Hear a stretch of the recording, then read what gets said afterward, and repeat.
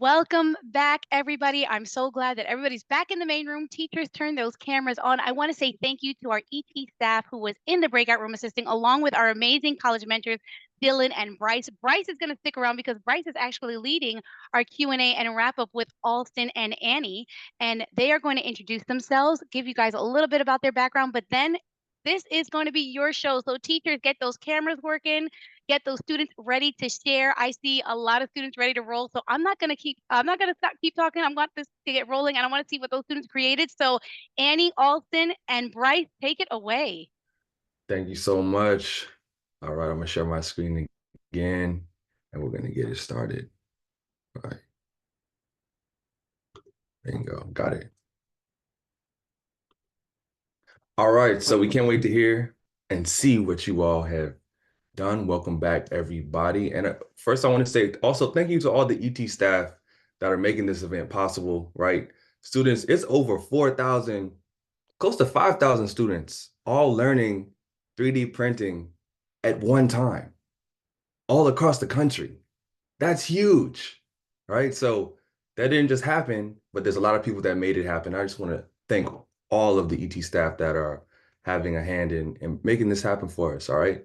Now I'm going to pass it to my colleague, Annie, and she's going to tell you a little bit about herself. Hello, everybody. My name's Annie. I'm really excited to be with you guys today. I'm going to give you a little background about myself. And while I'm talking, I hope you guys can think of some questions that you may want to ask me, Bryce or Alston, when we get to that Q&A section. So currently, I am my last year at the University of Notre Dame. I'm studying computer science and economics as my primary majors, and I'm studying Chinese as my minor. And if we go to the next one, I'm going to talk a little bit about my journey to get to where I am right now. So, high school, long time ago now, I kind of spent that time really just exploring different fields, figuring out, what subjects I might be most interested, thinking about what activities get involved in, trying to, figure out my position as a leader in some of those clubs. I started Notre Dame in 2021 and studied CS and chose to study CS and Econ. Later picked up my Chinese minor very recently, actually. But if you guys want to talk about how I chose my major, things like that, please feel free to ask. So my first summer out of college, I kind of took that to explore the econ side of myself, right? So I did a finance internship in New York City, and although I really enjoyed being in the city, I kind of realized that the finance world just isn't where I necessarily wanted to be after I graduated. And then next summer, I actually worked with Engineering Tomorrow, the company you guys are seeing right now, and I helped them develop some of the labs that you guys might see in a different lab. And then next slide, please. After that, I went and studied abroad in London in my fall semester of my junior year. On the right bottom is me in Scotland on one of my trips. But yeah, so while I was studying abroad there, though, I also interned at Mars Wrigley, and this was kind of more random, just exploring side of it. But I did marketing there. That was a ton of fun as well. Most recently, last summer, I interned at PwC, which if you haven't heard of, it's a very large tech consulting company. It's back in New York again. And so, a lot of times when you do CS, common paths are to, do software engineering or to do product management, but another one is also tech consulting. And so that's kind of where I found myself last summer. And then post-grad, so when I finished college, I'm actually currently in the deciding process of trying to figure out, which company I'd like to join. I'm very lucky. I just, kind of finished up my interviews and I'm deciding, the different factors of, what location I want to be in, thinking about, the salary range, thinking about my career progression and all the fun things that you will one day have to figure out as well. So that's a little bit about me. But now I'd love for Bryce to kind of talk about her background a bit more. All right, good Thanks, morning, Annie. everyone. So you guys kind of saw a little bit of me in the breakout room, but I'm going to introduce myself now and give you a little bit more background about myself. So I'm currently also a senior at the University of Mississippi, and I'm studying just general engineering, but then I kind of have like a minor or an emphasis in manufacturing. And so basically I look a lot at the business and economic side of engineering. So a lot of the projects that I'm working on will have to take into account costs, and accounting, finances, things like that. And so that's been really interesting. And if you go ahead to the next slide, I'll also I'm going to kind of give you a little bit about my timeline. So it's a little bit different. So like Annie, I graduated high school in 2021. And so when I was in high school, I was lucky enough that I was able to take a bunch of different engineering classes. And that's kind of when I discovered my love for engineering was during those classes. So we were doing labs kind of similar to what you guys are doing now. I did a lot of like hands-on building. We built bridges, we built like hydraulic arms, we built electric vehicles. So all sorts of different things. And also in high school, I was able to get involved in clubs I was interested in. So I was able to join some of the different engineering clubs that my school had to offer, and even was able to take some leadership positions here. And so I decided to go to Ole Miss, and I joined a program called the Center for Manufacturing Excellence. And basically, that's kind of what I was telling you guys about, is where I do a lot of different manufacturing projects. So right now, I'm actually manufacturing a Giant Connect 4, but I'll get more into that because that's kind of a little bit more down my timeline. So freshman year, I actually came into college as a chemical engineer, and it just wasn't for me. And I ended up changing to general engineering with a manufacturing emphasis. And sophomore year, I was able to get a little bit more industry experience at some of these companies that you can see up on the screen. So Toyota, Nissan, Ingalls Shipbuilding are some of the companies that I've been lucky enough to have experience with. And I kind of just realized that that wasn't really for me. And so my junior year, I started researching other options. So I was taking a lot more specialized classes for my interests. And I kind of thought, I was like, maybe I think I want to go to law school. So I'm right now, in junior year, I started looking at the law school application process, studying for the LSAT, and kind of deciding what I wanted to do going forward. So right now I'm looking into doing different patents and contracts for different engineering companies. And so right now, senior year, I'm in the process of applying to law schools and working on my senior capstone projects while just kind of enjoying my last year. So that's a little bit about my timeline. And then if you go to the next slide, I have a few pictures so you guys can kind of get a sense of some of the things that I've been doing. So you'll see up in the top left, that's my Giant Connect 4 board that we're working on right now. So Nice. that's been a lot of fun. I really enjoyed that. And then obviously I've been with Engineering Tomorrow. I think this is my third year now with Engineering Tomorrow. So we've been working on a lot of different labs and developing a lot of different curriculums over those past couple of years. And then the rest of these pictures are just some pictures from when I was out in industry, getting that industry experience. So if there's anything that you take away from my timeline, it's that engineering, there's a lot of different versatile options for you within the field of engineering. So I'd love for you guys to think of any questions to ask either me, Annie, or Austin. And we'll have time for that kind of towards the end of the session. So, but that's a little bit about me. And now we want to hear from you guys now. So now it's going to be your turn. Yes, indeed. Wow. Thank you for sharing, Annie and Bryce. I got some questions for you all myself. And students, just feel free to jot down those questions. After we hear about how your build was, we're going to dive into Q&A with us right here. So now is the part of where we're going to get to hear how was the design for you. And Monica's going to help us out with how we, coordinate Yeah. bringing you all up so that you all can present. I have to spotlight Frank McCourt because I see Jerry has stood up, and are you ready for us, Jerry? Thumbs up. All right, I'm going to ask you to unmute, and I'm going to spotlight you. Austin, if you could stop sharing the slide so we can see that group nice and large on everybody's screen. Hey there. Can you Can guys hear us? Hi, We how can are hear you? you. Hi. Hey, perfect. Thank you. Hey, All right, how's good it Hey, going? Jerry. Good morning. Hello, everyone. Hello, good So morning. good morning from McCourt High School, Manhattan, New York City. And today's story is all about engineering resilience. Alston, great job presenting. Monica, great job hosting. Thank you. So initially, we ran into some challenges with the firewall on getting access to Tinkercad. However, using our engineering resilience, we were able to work around it and we got it to work. And now we have some students who came up with some really amazing designs. So first, Caroline and Donia, come on up. Miss Miklos, come on over. I want to introduce you. Hi, everyone. Say a few words. Thank you for having us. This is our first time participating with you guys, and we're super excited for it. Yay. Great. Okay, do you guys want to All show right, your thank you. work? All right, so if you guys could introduce yourself, show off the design that you came up Hello, with. my name is Caroline. I'm Donia. And we created state-of-the-art dentures. Ooh. You can see we really wanted to innovate on dentures. So we added grills to the top. And my good friend Donia here, she added like fangs on the side. Like, just imagine Gramps with like grills. I feel like that would be really cool. We were thinking of adding words on them, like baby girl or something. But yeah, unfortunately. So Yeah. these are our current prototypes for our new denture line. State of the art. That's awesome. And I Well, honestly, Austin, I hope you like that. I'll stick around. I have some questions for you.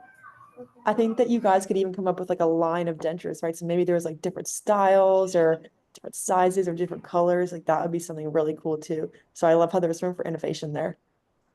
Okay, thank you. All right. Do you have any questions for them, Bryce? Yeah, how did your design process go? Were you guys able to get that down on the first try, or did it require some editing, or how was that for you guys? Or just your thought process in general? First try, 100%. We're just Let's go. we just kept adding on stuff to the dentures. We're just like that. Yeah, we're good. We're amazing. Nice. That's awesome. True that. All right. So let's give a round of applause Thank you. to the first team. All right. We got about a couple more students who want to present. Who's next? Who Absolutely. wants to go next? Come on up. Good job. Yes. Can you guys please come up and present? Ari, let's go. Look, grandma and grandpa want to bling too, y'all. With fangs on the side. I don't know about the fangs, but I guess Halloween is coming up, so. To say that's perfect time for Halloween. Okay, on to a little bit lighter subject. On a lighter subject. Here we All go. right, if you guys can just come up to the screen, Yes. introduce yourself, Here's give the your camera. names, please. Hi, I'm Zara. I'm Loriani. Greetings, greetings. We made an ice cream cone. Yay. Yeah, with a Oh, this cherry is on the top. Okay. So it's an ice cream cone with cherry on the top. And if you guys want to ask them any questions about their design. Can we see it? Yeah, did you guys did you have to sketch it out at all, or did you just make it all into the cone? Nope. At first we wanted to do a traffic cone, but then like we saw the code and we were like, oh my god, what if we make an ice cream cone? So yeah, it's definitely more innovative. That's so fun. And Yeah. with flavors of the ice cream. It's strawberry. Strawberry. Good choice, good choice. Did you have any trouble like creating the shapes or anything like that? No, because I feel like the shapes were really basic, but we did have like some issues with just adjusting everything. Okay. Okay. It's like a learning opportunity because after time, like we got really well adjusted to the system. It's good to hear. Thank you guys. Do you guys have any tips for how the print can come out the best? I say play around with the shapes because there's a lot of shapes and you can honestly like be creative. Yeah, and if you wonder if you print it, maybe a little getting ahead of ourselves, but if you were to print it, you'd have to maybe reorient it so that it actually comes out correctly. Have you guys thought about that at all? I'm sorry, can you please elaborate? So so typically, you take these designs and you put it through a 3D printer, right? And when we actually print it, we have to think about what orientation it is, what axis it's on, things like that. If it's somehow being inverted, so have you guys thought about, the orientation, if you were to actually print it? I say no. We really didn't think about it. We were just focusing on like the shapes. That's okay. It looks great. You guys did a great Yeah, job. we were also short on time, but They maybe in the ordered this future. within 20 minutes. Yeah. Understood. Well, feel free to continue working on this after the session's over for sure. Yeah. And I want to. All right. Thank you. Thank you. Round of applause. No, wait. Wait, come back. Okay. I have a question for you. Come back. All right, they're coming right up. Thank you. I wanted to show y'all something real quick. I'm gonna share my screen. One thing I didn't tell y'all about myself is that I'm originally from Minnesota, and in Minneapolis, there is a sculpture in the sculpture garden, and it has a huge cherry on it. That's cute. All right. Fun. So just like we showed you in the presentation, like your design with the cherry, it could be the 3D printed model before you scale it, something like this. So art is important. 3D printing is a big application of art. So great job, students. Thank y'all. Thank Yeah, you. Thank you. Anybody else want to go? Are we good? I think that was. All right. Thank you very much. Signing out from Thank Franklin Court High School. Thank Great you. job. All right, thank you. Thank you guys so Alright. much for sharing. That was I see- awesome. I see some hands waving, but now I lost the little screen. Which group is ready next? Please raise your hand and I will spotlight you. Joanna at Duval, do you want to say hi to everybody? Hey, and I've got another teacher here who would love to show you something that his students have done. So this is fantastic. Mr. Williams. Hello, everyone. Hello. In the spirit of Halloween, I dressed up as a Jedi. You may be able to see part of the outfit. Very nice, very nice. See it. Thank you, thank you. So in my class, I teach the 11th graders how to use 3D printing technology to make something creative. The students ended up creating a phone holder. So that's exactly what it sounds like. They use 3D printing to create something that's going to hold their phone upright. So students had the freedom to make it into whatever they want it to be. It could be as simple as some sort of like prop that holds the phone upright, or it could be something as complex as this. One of my students went above and beyond what was asked and made a chair with an actual cushion on it. And you can see all the details into it. They put the texture of the back of the chair in there. So this is 3D printed plastic. They just painted it over. You can see there's a cinder block down here on the bottom of this chair. It's just like so like intricate. I was like, wow, I did not expect this from you. This is good. This is real good. And so let's see if we can get it in action. So it was designed for this phone specifically. Whoops. And it should fit it, yeah, pretty snug like that. There you go. Yeah. So 3D printing is a work of art, and it can be functional at the same time. And my students in my class, they go all out with that. That is insane. That's amazing. Oh my gosh. I actually made a phone holder as well my freshman year of college.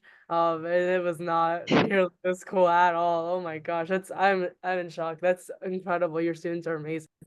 Thank you, thank you. Yeah, and just the limit is their imagination. The back was so cool too, the way they created this sort of support base on the back as well. Yeah, I forgot to show you all that part. So like depending on how far you want the back this thing to lean, you can adjust this thing in the back to adjust the lean of the chair. So the student, they even add their signature to the back of it. Hey.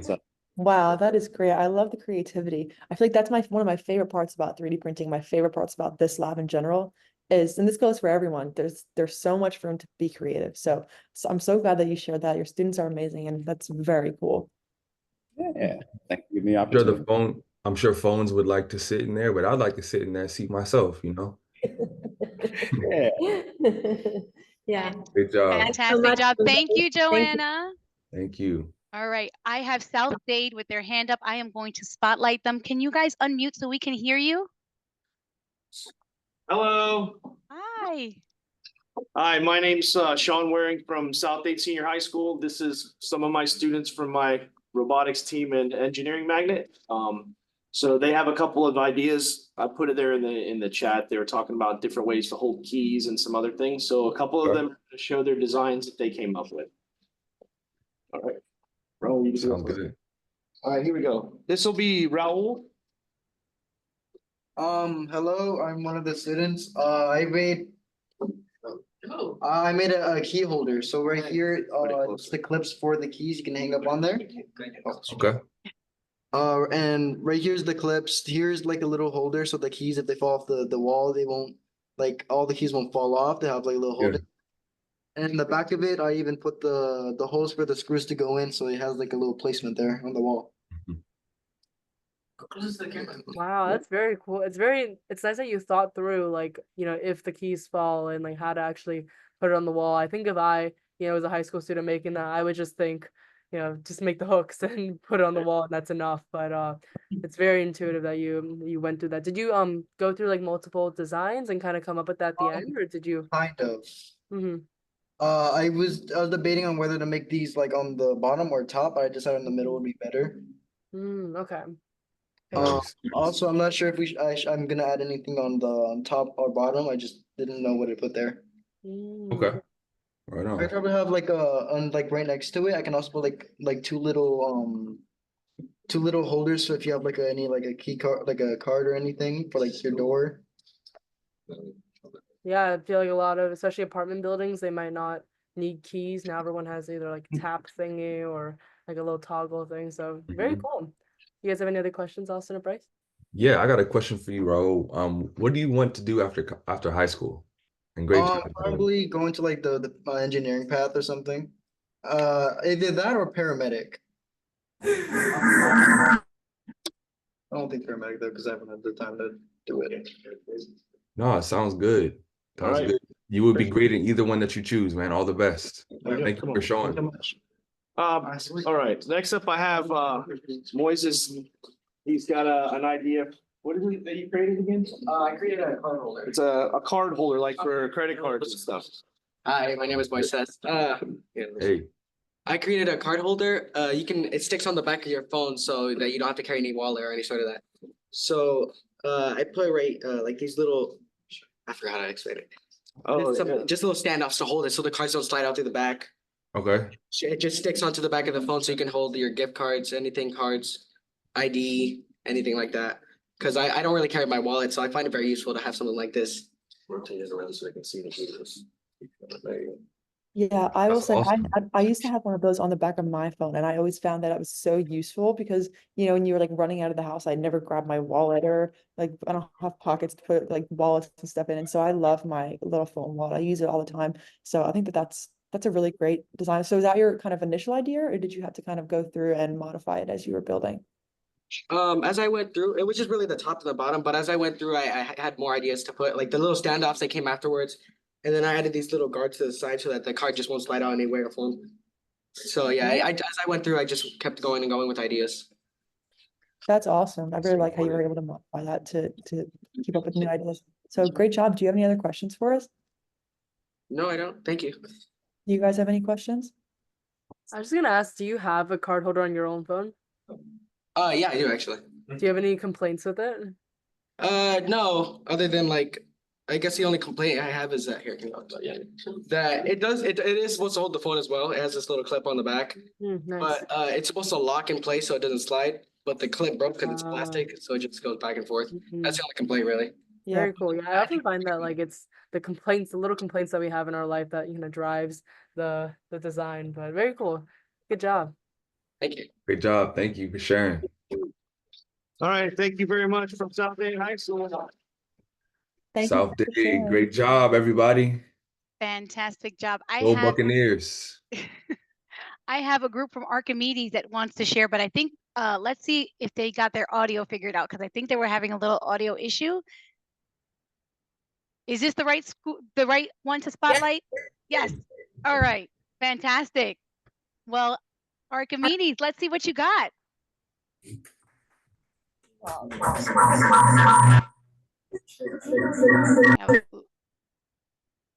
We may need to, I think, lower the volume or mute the other systems that are. Oh, they're going to share their screen. Here we go. Very nice. Challenge prep, you will follow, Archimedes. So let's, still not loading, but we'll get there. We'll get there.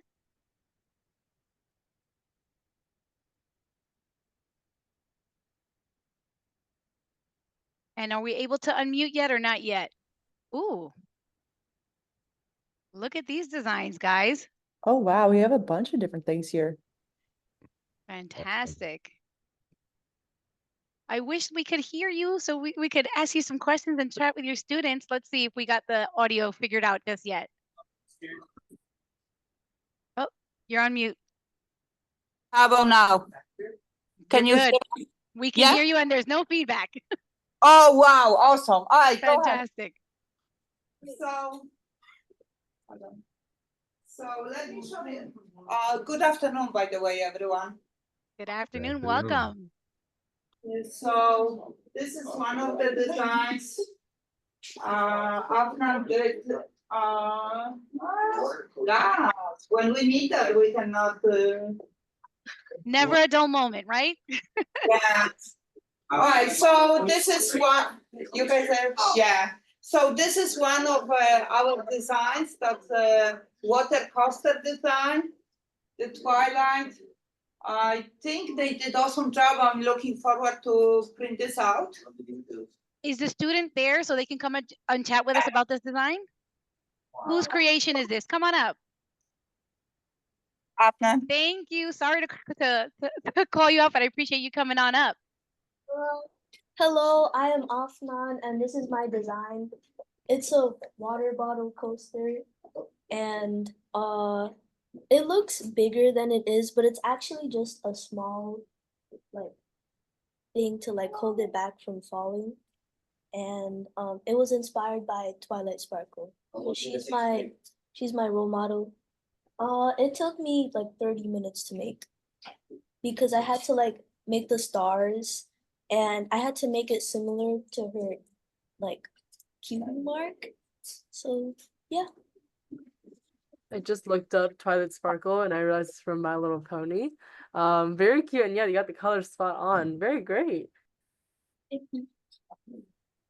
And I love how you were creative with your design too, and you added those stars. I feel like that's a nice touch because, you know, sometimes when you're creating designs, it can be hard to make them creative and add creative designs. But I love how your personality came out and you used the pinks and the purple colors and the stars. So great job. Do you have any questions for us about the design, or how did it go for you? Were you able to do it okay?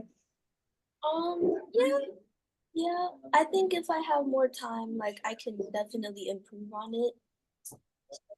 Yeah. There's I goes one of love our it. constraints, right? Constraints, time, quality, and funds, right, Yep. Alton? That's it. And cost. Yes. I love the color scheme. Great job. Thank you. Thank you for sharing. I think, do we have another one that we're going to share from Archimedes? Yeah, Yes? we Okay. have plenty of them. Let's see if we can do it. So just give me a second. So who else is willing to share, guys? Oh gosh, they are so shy, Mr. Jeremy. Oh. Yeah, they are so shy. But let me just show you a couple of things. So this is a phone holder. We have the ring. We have another base. So they did awesome job. We have another phone holder over here.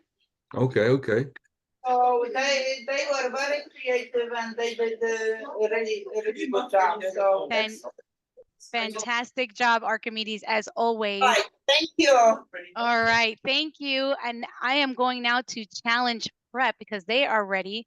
So Challenge Prep, can you unmute so we can hear you all? And I'm going to Challenge Prep. let's see if we can stop the share.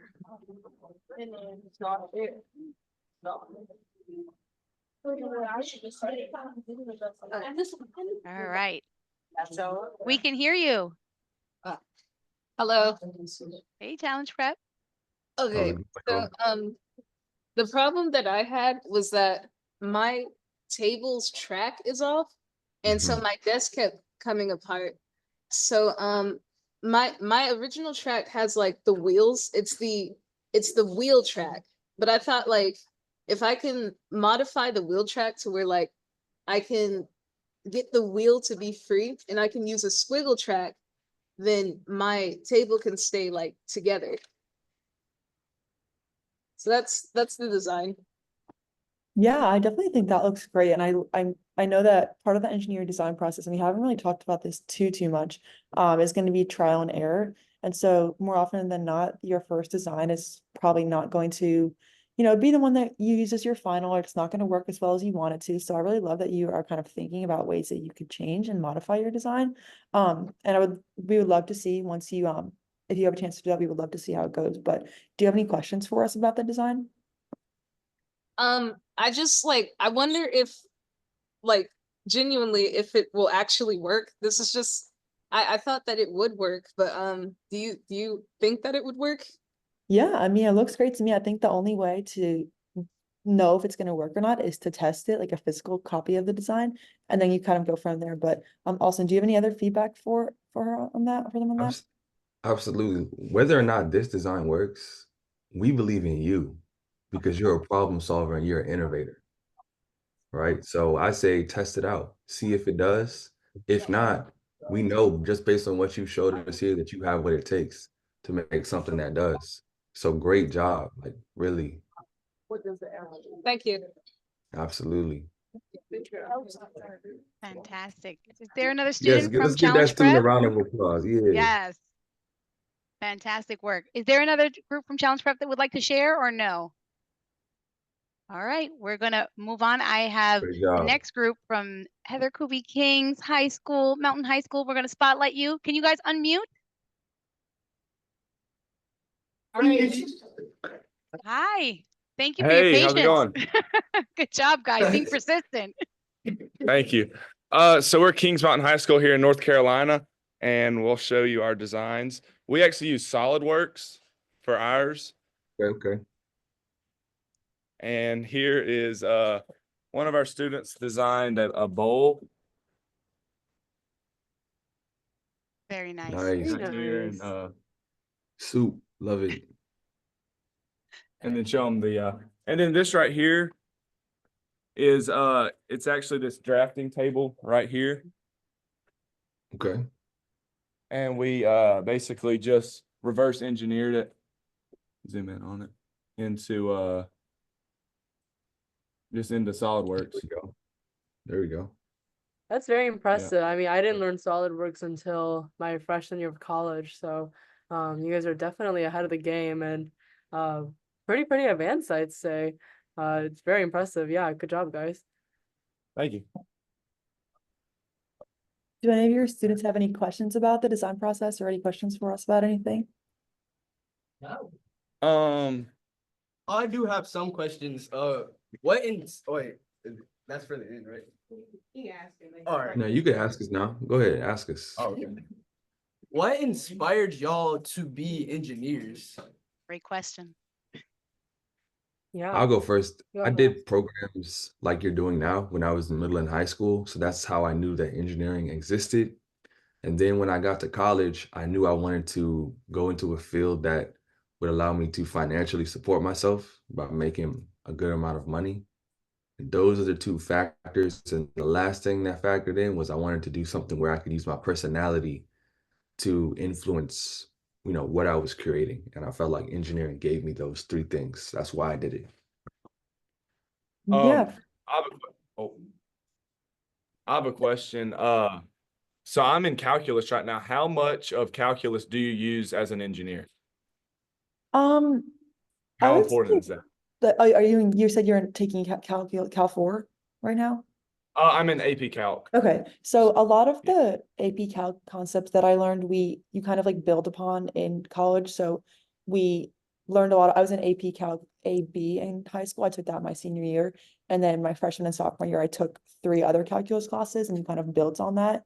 But I would say like going forward, you don't really use a lot of like the very specific like calculus things that you learn. So like you'll use like integrals and derivatives and stuff like that a lot, but it's not really going to be as much like specific calculus based math questions. So, and I think that kind of goes for like physics too. Like I feel like a lot of engineering classes, like they kind of combined a little bit from like physics and calculus and math. And it's kind of like a combination of different things. And so you're not necessarily using like everything you may have learned in one class, but you kind of build on the foundational principles, if that makes sense. Yeah. Okay. To add on to that, like when you learn calculus as a subject, you're learning the application of it, but you're the more important thing that you're learning is actually being able to conceptualize like what is going on, whether it's finding the maximum, finding the minimum, figuring out how things relate to each other. It's that broader understanding that is what you're actually learning, if that makes sense. Like I honestly would need a refresher on how to take an integral right now, if I needed to. But it's like I understand, like the different forces at play, similar to what Bryce was saying with physics. And you may not, be doing integrals because of course we have online calculators, etc. But it's understanding, how different parts of an object or different forces are affecting the thing that you're using, and being able to conceptualize that is what you're essentially trying to learn in that calculus class. Gotcha. Sounds Any other good. questions? Yeah, come here. We got one more. Come on up. This is a great segue for everyone. We're actually going to move into the time where you can ask us anything about career, major, life in school, life in, working, and over to you. Student, what's your name? Jackson. How's it going, Jackson? Talk to us. I was going to ask, what's like a underrated engineering career field to get into? I think an underrated one is chemical engineering. It's not really one that I think is on people's radar because you always think like mechy, you think electrical, but I have a lot of friends who are in chemical engineering, and the things that they get to work on are just really, really cool. There's so many things that you don't think are like chemical engineering related. And so you might think like, oh, obviously chemistry, but then also like energy, nuclear, things like that. But like one of my roommates is in a beer making class right now. It's like you get to really do some interesting like experiments as well. And so when you think about like doing like research and development for different companies, like I think the chemical engineering lifestyle and like the actual things that you get to make and design are like cool, right? To the public eye. Obviously, you might think I might think that like coding is cool, but someone else might not. But everyone can kind of agree that, making like a new soda for PepsiCo, is really cool. So I think that's an underrated one. Thank you. Great question. And just to help everybody, all right, we're gonna open up the floor for all the students. Feel free to put questions in the chat, right? Or you can even come up to the screen. This is your time to ask myself, Bryce, and Annie any questions that you may have, right? Now's the time. Yeah. Also, oh, go ahead. Sorry, I was just gonna say, just think that me, Annie, and Austin, we all have very different engineering backgrounds too, and we're all kind of going into very different fields. So we have a wide variety of people that can answer different questions that you guys might have. So feel free like to ask literally anything about engineering, we can definitely answer. But also if you want to ask Annie or about like college life, we can definitely talk about that too, because I know that a lot of times people are like intimidated by studying engineering in college, but we can definitely talk about that, like time management, like course load, things like that. And I see that we already have a question in the chat. Someone said, what engineering disciplines are most common for product engineering careers? What are the associated careers? And I think that's a really great question, and kind of like what you guys have been working on. Product engineering, it's going to be really any type of engineering, you're going to be able to work on project development and product engineering. So, but I would say specifically probably like mechanical engineering, you're going to be building a lot of different things. Electrical engineering, you'll be working like coding and wiring a lot of different products. And so the opportunities really are endless within product engineering. Like there's so many different types of things that you could build and create with so many different types of engineering degrees. I don't know if you guys have any additional feedback on that, but that's just kind of my two cents on it. I would say that product engineering is one of those fields that is very interdisciplinary. So there are a lot of there's electrical engineers, chemical engineers, computer engineers. So it is kind of a composite. You could think of it like that. And so you could get into it from any engineering that you kind of want to enroll to. And that's the nature of engineering. It takes a lot of different types of engineers to create something that touches a lot of different people. Yeah, to add on to that, So yeah, feel free. I was gonna say to add on to that, like just since this lab, is product engineering, you kind of saw some part of it working on Tinkercad, working on SolidWorks. And although, for every single new thing that comes out, like if you get a new phone, if you get buy a new soda, whatever, they're so interdisciplinary. Every single product has had practically every engineer of kind, work on it. Because a good part of it is like this physical design, like the manufacturing.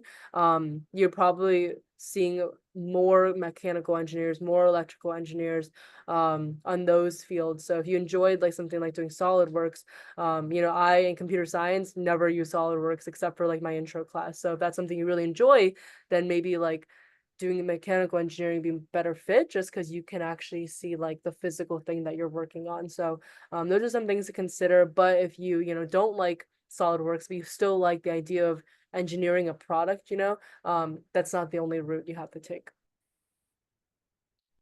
Sounds good. And then I Yes, see definitely not we the have only route. another question. Oh, I'm sorry, go ahead. Oh no, I was just emphasizing, yeah, what Annie said, there's not only one route to take, right? There's a lot of different ways to craft the career that you're looking to have. Yeah, and I think that that's also just shown by the variety of engineering careers that we have, even just like talking right now. Like we're all kind of going, or Annie and I and you, Austin, we're all completely different like engineering fields. So I think that that goes to contribute to that as well. And then I kind of want to bounce back into the chat because I see we have another question. Evanston High School asked, how do you brainstorm ideas at the beginning of a project? And I think that that's a really great question, right? Because that's kind of what you guys had to do today, right? Is you were tasked with the project of creating something and you had to brainstorm and come up with ideas for it. And I would say in the projects that I've worked on, the most important parts are going to be looking at your specifications and looking at your constraints and then going from there. So maybe you have to use a certain material, or maybe your design has to meet a certain requirement or certain functionality. And so kind of looking at that and then starting to go from there. So I would say that's the best idea to brainstorm. And then of course, you know, when a product like this, when you have a lot more creative freedom, you can definitely be more creative in your brainstorming. So do you guys have anything to add to that? Yeah, I think you made some really good points. I was going to talk about constraints as well. I think for a more, complex project, I know this one was very open-ended, but if you do have a complex project problem, it's really important to actually identify the goal. A lot of times, you have so many different factors at play, so many stakeholders at play, but it's hard to define like what are our actual goals here. And when you actually have those defined, think about the scope of it as well. Think about the risks, the potential benefits, short term, long term. All of those things are really important. And then of course, just like Bryce said, there's always monetary restraints, there's always time constraints, and these are things to think about as well. For something so open-ended, like creatively, I'm sure you guys, either drew inspiration from your own classroom, from your own experiences. A lot of, I would say, engineering and that design process isn't just about doing research, right? Isn't just about thinking through logistics. It's also thinking creatively in your own experience. Imagine you're the user of this product. What are they going to think? And where are the gaps in the world right now that actually, need something created? For example, that phone holder, the card holder thing, that can be a gap if people are having trouble taking their cards out, their cards keep falling. A lot of times I think the most innovative things come from those realizations. And before the keynote speaker comes, we can maybe take one or two more questions if you guys I have think any. we have Actually, we have Oh. Yep, I see them right there in Dr. Jackson's classroom. I'm going to spotlight you. Can you unmute? We have a student that wants to ask a question live. Come on up. Hello. I just had a question here. So let's say you want to get into a career of any type of engineering. What are some activities or procedures, pathways that you can take to like put yourself out there in the field of engineering so that you can have a good head start if you ever do decide to take that specific path in life? That's a really great question. I'm so glad you asked that. I think that in high school, the best thing for you to do right now, is just kind of set yourself up with certain, kind of like what I talked about a little bit earlier with engineering clubs and engineering classes, maybe taking leadership positions if you can, but then kind of going into college that first year, it's definitely overwhelming at first. You're trying to get into your new routine and you're trying to learn and you're trying to get caught up. But I would say that first year, and really the most important thing to do is to try and network yourself the best way possible, right? So maybe that's getting involved in different clubs on campus or reaching out and connecting with your professors. And really because you never know who knows who, and especially in the engineering world, it's going to be all about how you make those connections. So even like one of my experiences, one of my professors, he was my mentor freshman year and had no idea. And he was like, yeah, I just finished up working at SpaceX for the past 10 years and I wanted to come back and teach. But like, if you ever need any intel there, just let me know. And so I was like, okay, great. That's someone that now I know that has my back and can, help me give me a head start if I decide to go that route. So I would say that that's my number one tip is to get involved as much as possible when you can in different clubs and organizations and really work on making those connections. And then that first internship, I know when you get into college can seem very daunting, but kind of getting over that hurdle too with the connections that you make, and then you should be set up for going forward in the future. So I don't know if you guys have anything to add. I feel like we can talk a lot about that question. I feel like there's a lot of different answers to that. So if you guys want to chime in on some feedback.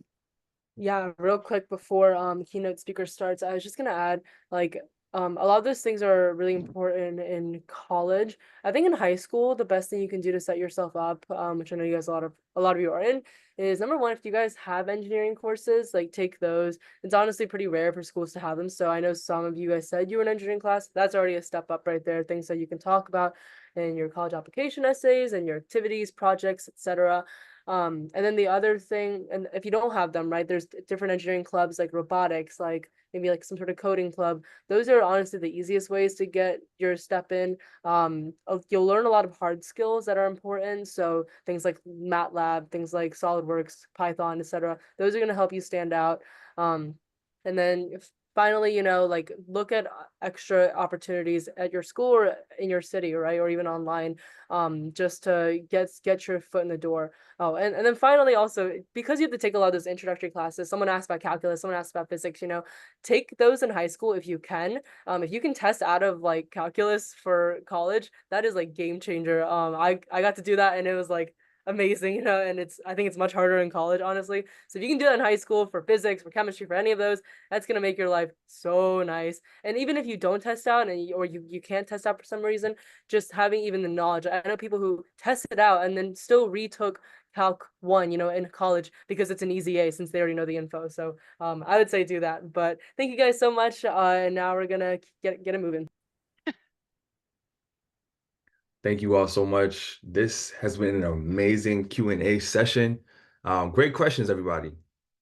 And now we have a very, very, very special guest that it is my pleasure to introduce. But before he comes up to the stage, I want to tell you all a little bit about him. All right. Dr. Alap Harar Rahman, right, received his bachelor's and master's in biomedical engineering from Northwestern University in 2016 and went on to work in a clinical role for a medical device startup. There he gained expertise in virtual augmented reality for surgical pre-planning, operative guidance, and education of medical trainee education of medical trainees as well as patients. Now, during this time, he discovered a deep passion for clinical care and decided to pivot careers from engineering to medicine. How cool is that? Alap was informed of his admission to medical school at the George Washington University as the world entered the COVID-19 pandemic, right?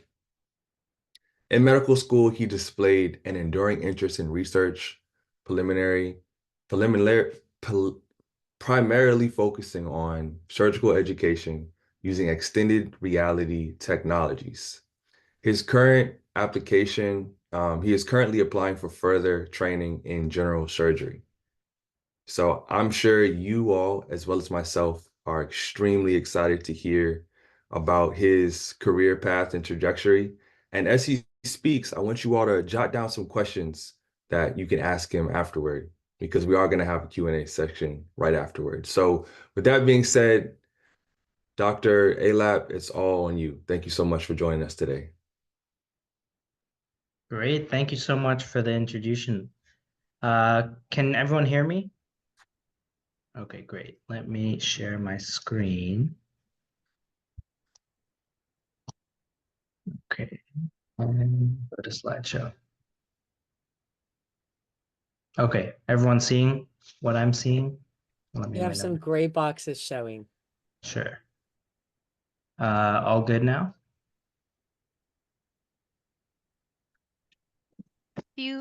There's one line at the bottom and one line at the top. If you can move Okay. those if possible, that'd be great. Let's see. Okay, I think the line at the bottom gone?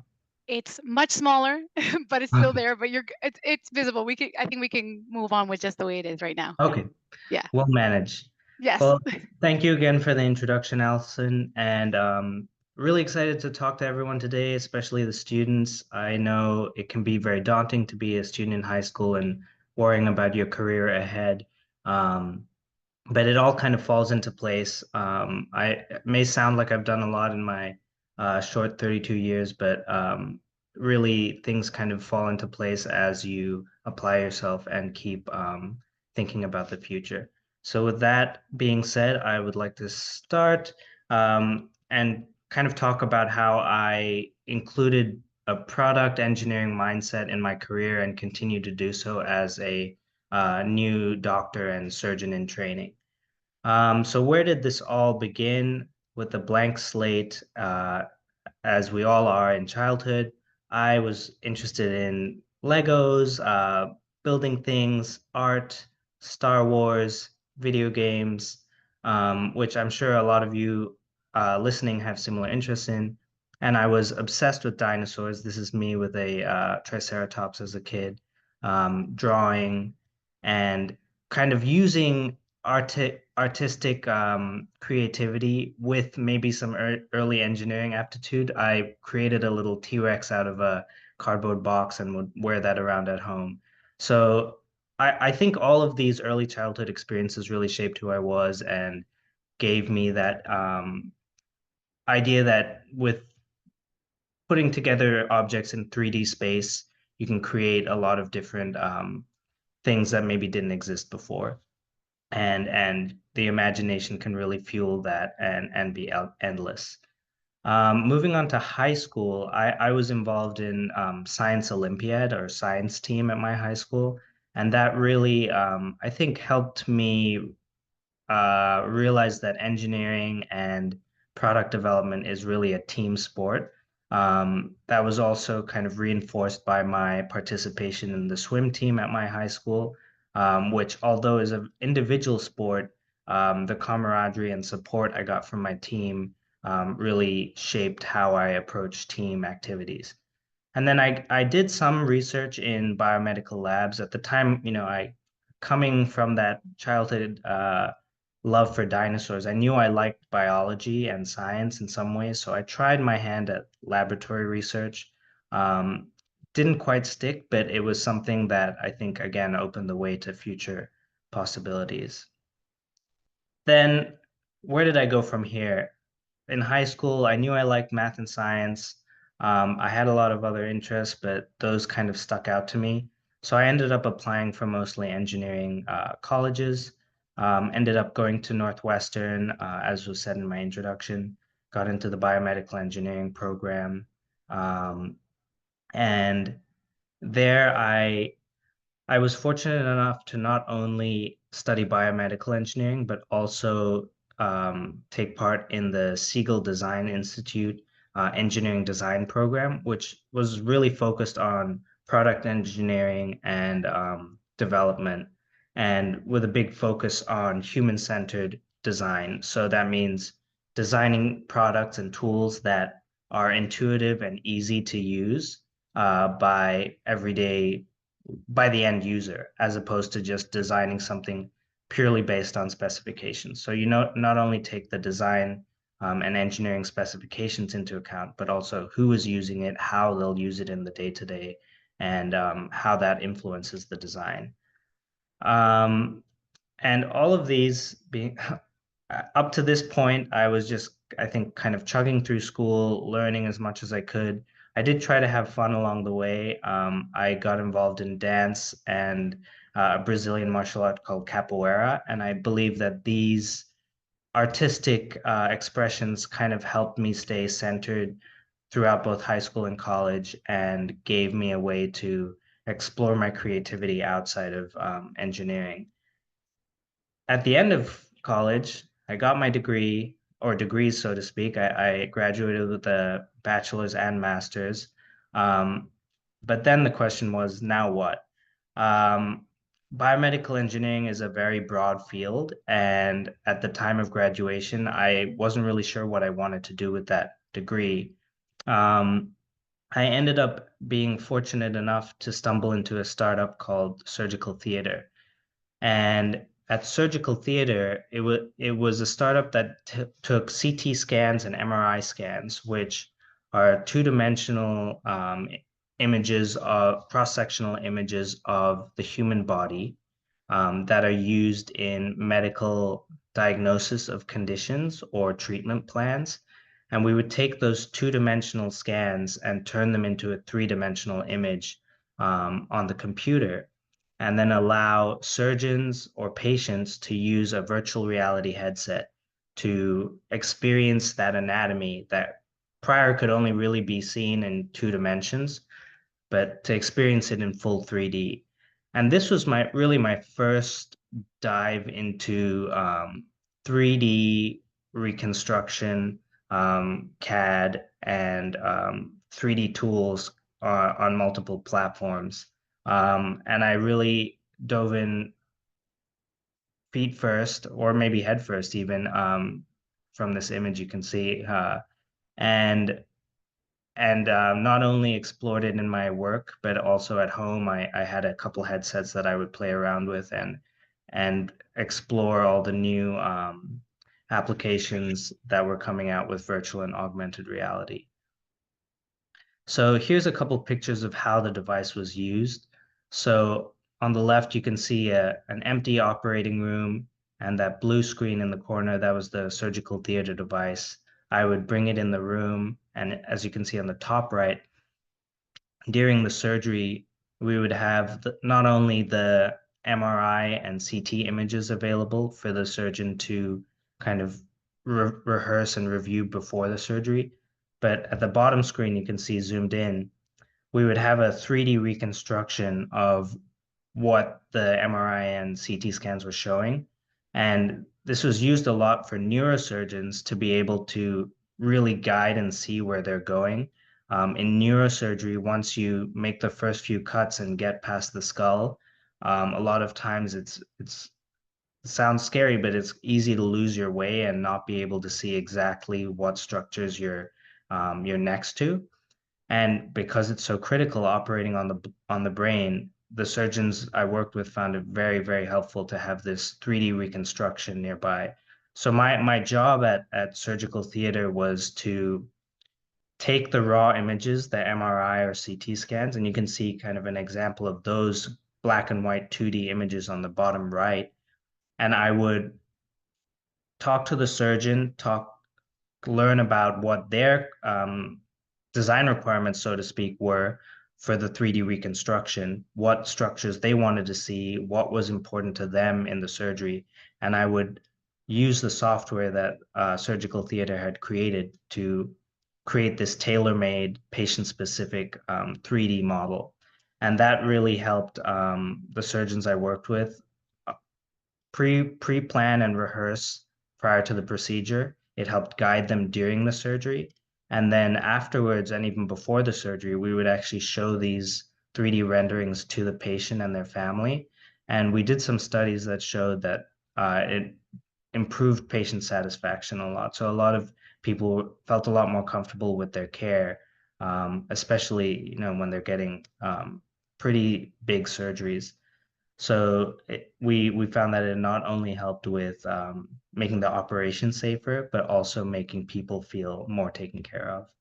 So that was really, I would say, formative experience for me. I learned so much about myself. I learned so much about medicine, and I learned so much about how a lot of things need a engineering mindset, and I think coming at a medical device and clinical use of a medical device from a problem-oriented and solution-oriented mindset, always thinking about each end user and the requirements they had in mind. That really helped me excel in that role and not just get through the day-to-day of the role, but really find a passion for 3D in medicine. And here's some more examples of surgeons I worked with rehearsing their cases in virtual reality before the procedure. And some pictures of me actually with patients, showing them their unique anatomy or issues that they had on these screens in 3D and in virtual reality. And it really culminated right as I was thinking about going to medical school. a 3D rendering I made for the company was featured on a piece by the New York Times on coronavirus. And again, it kind of showed the power of 3D tools and technologies in communicating to lay people the severity of certain diseases, especially COVID-19, when we didn't know so much about it. So I was pretty convinced that 3D really needed to be used a lot more in medicine. And I thought that the next best step for me would be to apply to medical school so I could be a part of that change. I still consider myself an engineer and always will, but at that time, it is something I never really considered, and I thought I would have a career in engineering and medical devices. But at that point, I just felt a calling to medical school and becoming a doctor, and everything was in place. I had the clinical experience, I had this engineering background, and I thought it made me stand out enough. So I applied for medical school and got into George Washington University in Washington, D.C. And of course, during medical school, I started right as the pandemic hit. And this had a couple different effects and implications for my education. Not only were we all socially distanced, meaning most of my classes were online, that meant that most of the really important in-person classes, including anatomy lab with cadavers, were actually canceled. So a big part of early medical school training is learning anatomy, not only from a textbook and from other resources online, but from actually going and, having this amazing resource of having cadavers to be able to dissect and understand anatomy with your own hands. And of course, all of that was canceled in early COVID due to concerns for infection risk and sanitation, which left us with a unique problem. How do you teach anatomy, which is a very tactile and 3D science and discipline, to people who can only learn over Zoom or with textbooks? And my 3D background with virtual reality and the way I had kind of dived into anatomy in my career with surgical theater kind of primed me to be at a perfect spot to help get past this problem. So this brings me to the biggest kind of exposure and experience I had with product engineering while in medical school. I was part of a project where, let me try to move this box to the top. The question was, again, if medical students aren't getting anatomy teaching in person and hands-on, then how are they expected to understand a complex anatomy of an inguinal hernia, to speak, which is a hernia or a bulge in the groin area?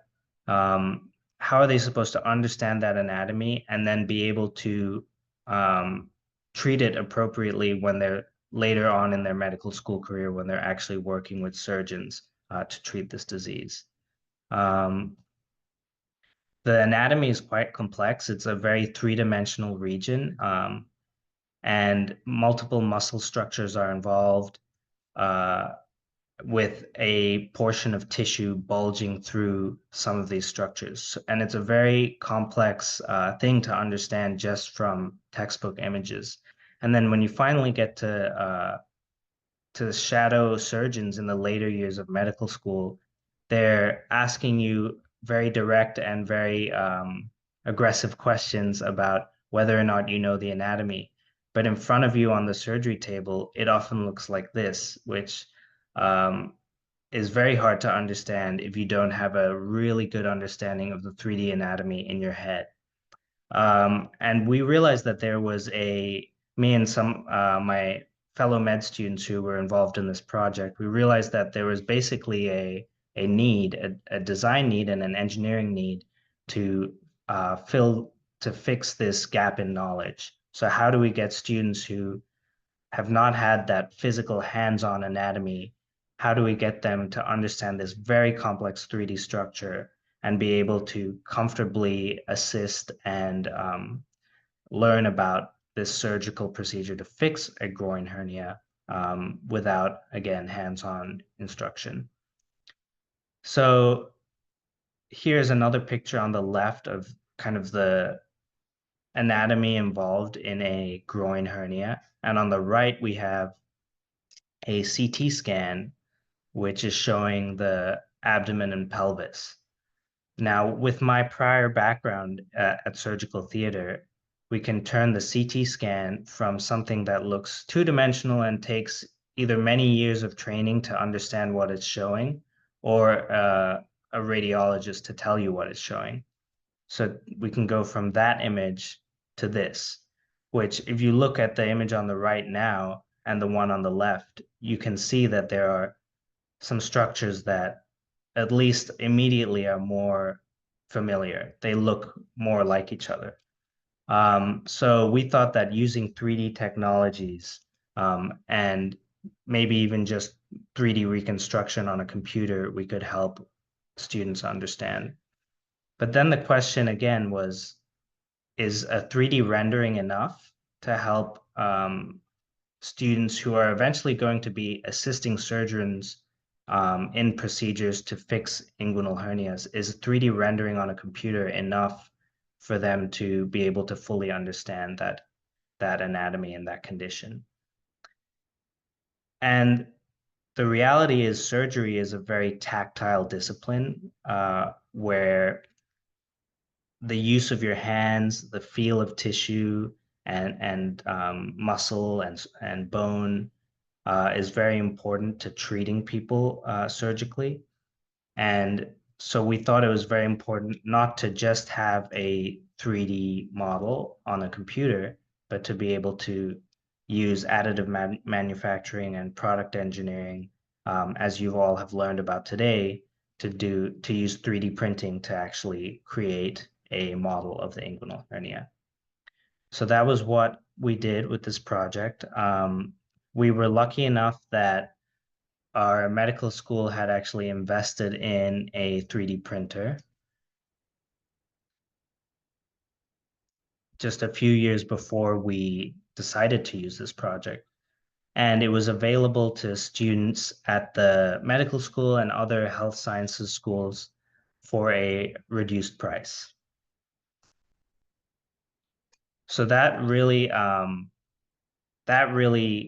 paved the way for us to do a lot of prototyping through this project and at a relatively cheap cost and get a 3D printed model that we were happy with and were able to do some research studies on.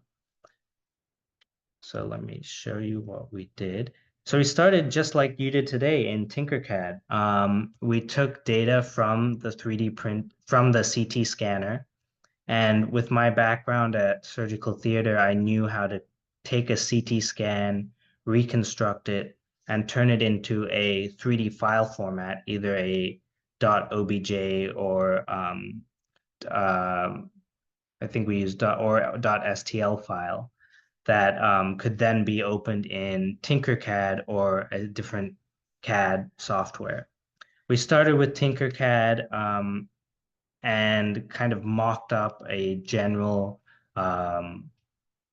look of how we wanted the model to look and feel and what structures we needed. So again, going back to those design and engineering principles of specifications and design requirements, what did we need to include in the structure to help students understand the anatomy, and what could we omit, what could we leave out? So here's an example of our early prototype on the left. And you can see we've got some of the pelvic ring that looks similar to some of these anatomy drawings here. But we were realizing that the meat of the anatomy, pun intended, I guess, but the most important part of the anatomy to understand was really a small sliver of the pelvis and of the groin. We didn't need to print the whole pelvis, including the hip. So then we went back to the drawing board. We looked more at the 3D orientation of what's called the inguinal canal, which is again an anatomic structure that tracks from inside the belly, inside the abdomen, out to the outside of the groin, and is involved in this inguinal hernia, this condition that can happen. And we went back to the textbooks, did some research, studied the anatomy in depth, and kind of came up with some critical structures that we had to include in our final model. We went back to the drawing board again, so to speak, with CAD, this time using a free software called Blender, which has a lot more fancy tools than Tinkercad. But similar to Tinkercad, is free and can be accessed by anyone. So that was, again, really made it easy for us as medical students with no income to jump in and do a lot of work in CAD without a lot of upfront cost. And this was my major role in the project with my engineering background and 3D background. So I was in charge of kind of taking the CT scan data we had, cleaning it up, and then some structures that we could not convert from CT scan to the 3D file format, I had to create from scratch in CAD and in this Blender software. So this is again is a early mock-up that we put in Blender, some of our early prints, and you can see, let me move this gray bar again. There should be like a Sharpie at the top for reference. And it really, again, spoke to the importance of prototyping or building things multiple times, seeing how they work, seeing how they fail, seeing what the issues were. And we found that we were printing at this time with ABS, which is a type of plastic that's typically used for 3D printing. We had a lot of issues at this time. One, the structure was too small. We would show each of our mock-ups to surgeon advisors who did this type of inguinal hernia surgery quite regularly, and they gave us feedback on what anatomy is important, how big it should be. So they told us it was too small. And then we had persistent issues with printing. So some of the especially fine structures on the inguinal hernia and the inguinal canal. So we went back to the drawing board, tried to come up with a more realistic representation and structures in place of the muscles in the front of the abdomen. So the anterior abdominal wall has some pretty important muscles. Some of them are the ab muscles that you know of, and these contribute to the 3D orientation of the inguinal canal and inguinal hernias. And so we went from this triangle structure here, which is just a kind of rough approximation of that muscle, to a much more contoured and realistic shape for some of the muscles. Again, using anatomy textbooks and surgeon feedback for our continuous iteration of this prototyping process and changing our design requirements. Some of our later prototypes, we realized that there were multiple filaments that we could use with the printer at the library. So we not only added color to our model, but also some flexibility. Some of the structures we realized we would not approach accuracy. So some of the flexible structures in the abdomen, like the muscles in the front of the abdomen and the ligaments, some of the exact flexibility of that we wouldn't get to, but we wanted it to be a little bit more realistic than hard, rigid plastic.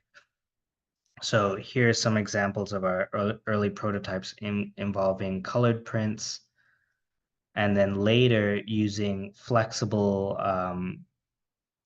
plastic prints to try to get structures like the muscles at the front of the abdomen to be a little bit more realistic. But as you can see, some of our later prototypes adding more and more muscles in, getting the print to be, again, more and more realistic, more and more lifelike. But we started running into issues with the printer at the library. You can see there's some gaps, and the muscle fibers here look kind of like they're falling apart a little bit. And you can see that you can see that a little better on this picture on the right. And here as well, my fingers can be seen through on the underside. So we had kind of reached the limit of the cheap and available 3D printer at the library. But at this point, we had enough of our CAD files and 3D files that we felt comfortable with looking to outside sources for 3D printers and seeing what we could do to get better prints of the soft structures. So we looked to outside vendors. Materialize and Sculptio are both websites that have on-demand 3D printing services. So if you make a file on Tinkercad or a similar online CAD program, you can actually send it to these companies and they will give you a quote for how much it costs for them to print it for you and they have a menu of different filaments and types of materials they can print with. So they'll give you kind of a menu of those materials, and they'll give you a rough cost for how much it'll cost to print it, and then how much it'll cost to ship. So we compared at a couple of different places, got test prints from some of these sites, and then found a website called Craft Cloud that actually is kind of a hub for smaller 3D printing boutique shops, so mom and pop 3D printing shops, a smaller hub for them to kind of advertise their services on a larger platform. So through Craft Cloud, we got connected to Harp Concepts, and they helped print some of the elastomer products that we ended up using in our final model. So here's some pictures of the final model, and I do have one next to me that I'll demonstrate soon on the video. But it's much cleaner. We were able to print out every single structure in the abdominal wall. So there's three major muscle layers that we were able to print, and a fascia layer, which is a layer of kind of connective tissue just below the muscle. We used a couple different structures. Again, there was a thermoplastic polyurethane for some of the soft muscle structures, and a elastomer for that kind of translucent structure, the semi-see-through structure that became our fascia. And here's a little GIF of me putting the model together. So we designed it so that it would be modular. We wanted it to be easy to print. We wanted the files to be something that if we made them available online, anyone could kind of put them together themselves. They didn't need a giant printer with a huge printing area. We ended up cutting down the size of our model because the printer at the library we were using couldn't print over a certain size. So all of those, again, the design constraints kind of informed how this model turned out as much as the design requirements. So not only what the surgeons wanted to see, but also what we were able to do with the resources we had. And at the start, that was the printer at the library. So here again is the final model, and here it is in front of me as well. So you can see we have structures that can come off very easily for students and trainees to better examine. And we wanted it to be taken apart so that students could get a better understanding of the orientation of all of these different structures and how they fit into each other. When you're actually doing the surgery, you're typically looking at it from this angle. Could you hold it up a little bit? Yes. Can you see? Yeah. Now we can see it. So And typically the patient is actually, they put blue towels around the surgical site. So all you would really get to see is this kind of little box. So it was important to us to make it as accurate to size, and this should be 1-to-1 life size based on the CT scan data. I wanted to make it as accurate as possible, but at the same time, very clear what the structures were. So the red was for an artery, blue was for vein, and some of these structures, like this is the spermatic cord. But we wanted it to be very clear what was what. So that's why we color coded it as well. Happy to show that again. It's just sitting right next to me. And it may look like it was a very straightforward and clean and sleek design process, but this is really what it looked like behind the scenes. Once we actually got our pieces printed, there was a decent amount of finagling with hot glue and getting things together. And it's always important, I think, for any project to have a great team behind you. And we really worked well together when we were scrambling to put these together. Our big deadline we were trying to meet was we had a research project in mind where we not only wanted med students just to use this to better understand the anatomy, but we wanted to study that to see if they actually, based on data, understood the anatomy better through using this model versus using typical anatomy learning tools like textbooks or online videos. So we prepared this model just in time for a new class of medical students to go through their surgery rotation. And then at the start of the rotation, we had groups of the students take one of these models and take it together, put it together and take it apart, and kind of go along with that, we had them read a guide on how to do an inguinal hernia repair. And this guide, along with the model, was supposed to be an additional education to what a different group of students got, which was just the guide and a video on inguinal hernia repair.